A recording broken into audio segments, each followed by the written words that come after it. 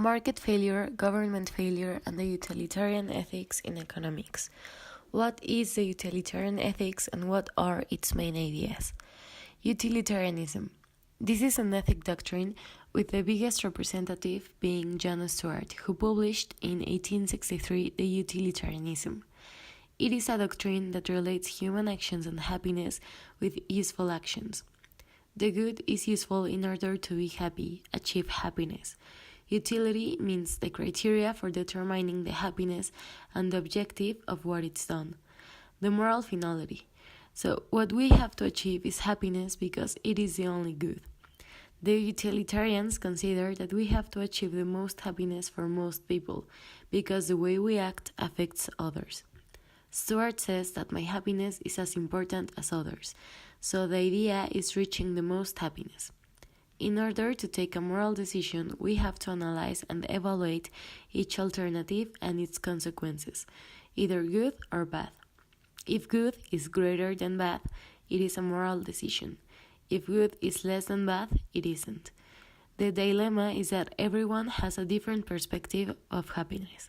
To solve this, the utilitarians say that we must not interfere in the freedom of others. How is it that the utilitarian ethics is the basis of the economic role of government, including the fiscal and monetary policy?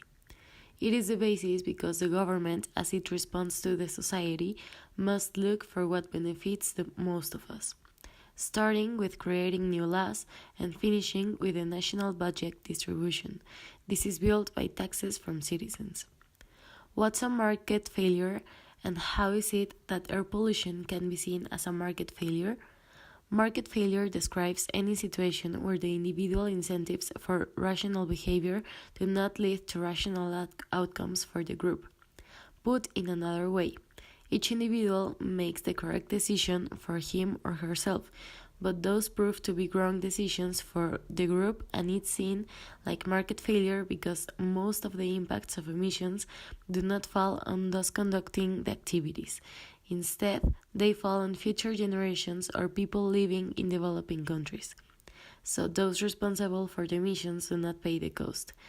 The adverse effects of greenhouse gases are therefore external to the market.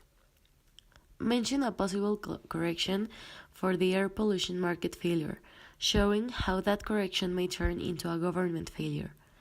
A standard is a legal form of regulation that limits how much pollutants a firm can emit. Under this approach, the government usually implements the so-called command and control policies to regulate polluting activities. Or a subsidy is a grant provided by the government to encourage the production of a good or service. Subsidies are often applied on goods or services with significant external benefits, such as education and healthcare. They may also be given to alternative forms of economic activity, which create less pollution, such as public transport and renewable energy. But this can turn into a government failure because some of the disadvantages would be that there's an opportunity cost to government subsidies. It may lead to higher taxes or cuts in government spending elsewhere, and the firms may become inefficient in production if they rely on subsidies.